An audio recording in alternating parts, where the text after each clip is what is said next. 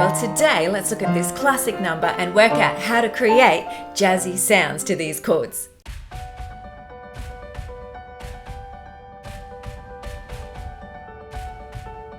Well, hi there, I'm Kylie and I love to share easy tips and tricks to inspire you to learn the love of music.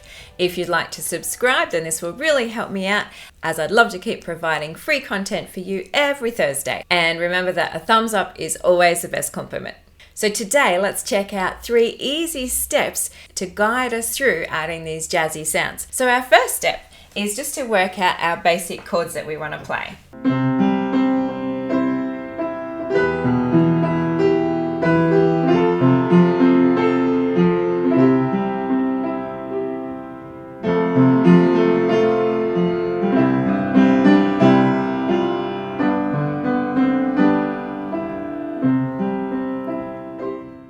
So that's the basic outline. Always work out what you want to actually play for your chord structure. So I was generally stepping up a 1, 5 and 8 with the left hand.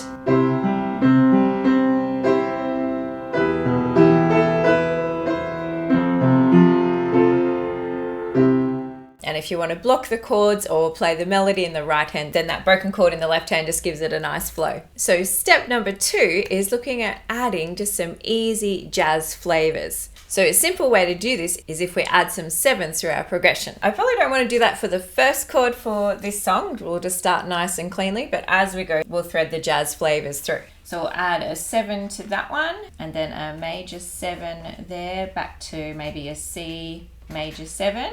And then also let's put another major 7 down there. We just leave that as a straight C. Then let's add maybe a flat 9 or something here, and then back to a major 7 to finish. So let's have a play of that.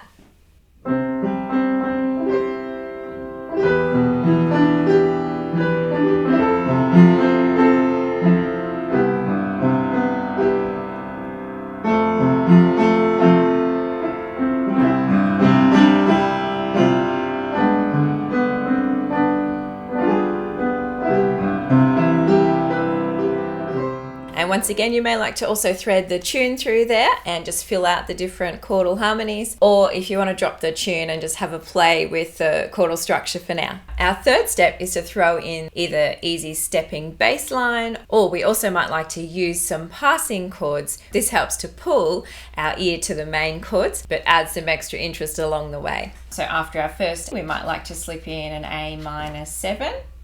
Then pull down from this E minor to maybe an E flat diminished. We could also slip in a bit of a D bass note leading to the C major 7 there. And then we could go via maybe a D minor 7 here.